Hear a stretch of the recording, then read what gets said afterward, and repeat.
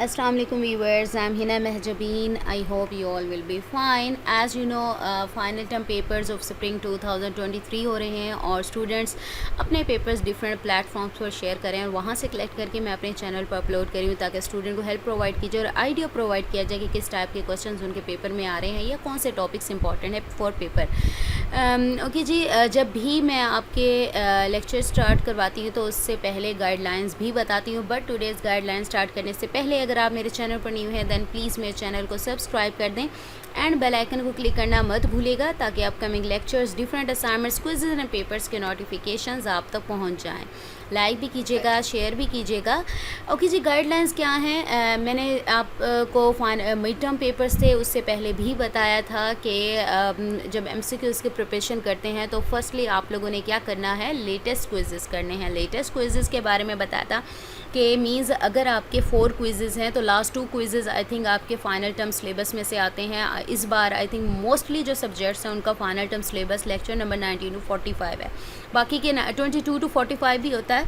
तो अगर आपके 19 से लेकर 45 तक को जितने भी क्विज़ेस हैं, सेकंड क्विज़ हुआ है, इवन फर्स्ट क्विज़ भी अगर इन्हीं में से हो गया तो वही आपका लेटेस्ट क्विज़ कहलाएगा। अब सपोज़ करो 4 क्विज़ेस होते हैं, क्विज़ 1, क्विज़ 2, 3 एंड 4, तो quiz 3 and 4 I think final term syllabus में से ही होता है। वो लेटेस्ट क्विज़ेस करने ना सिर्फ अपने कीजिएगा बल्कि डिफरेंट प्लेटफॉर्म्स यानी यूट्यूब चैनल्स पर अवेलेबल होते हैं, वेबसाइट्स पर अवेलेबल होते हैं, वहाँ से कर लीजिएगा।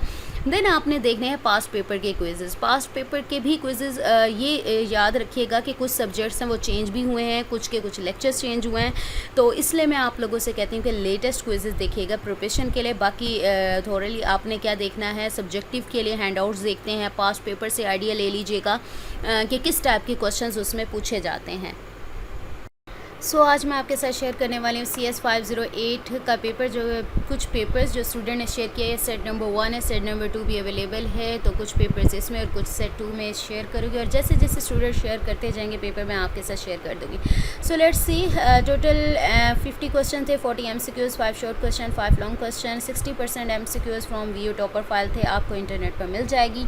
सब्जेक्टिव शॉर्ट क्वेश्चन में था स्नोबल है, I think code for match और सर्च के लिए आया था। जावा कोड गिवन था, आउटपुट बतानी थी। प्रोग्रामिंग वाली जो भी प्रोग्रामिंग से रिलेटेड जो भी आपके कोर्सेज़ हैं उसमें 3 चीज़ें ज़रूर आती हैं। एरर फाइंड करना आता है, कोड को कंप्लीट करना आता है, सिंटैक्स फाइंड करना और आउटपुट बताना। ठीक है, तो ये अच्छे तरीके से कीजिएगा।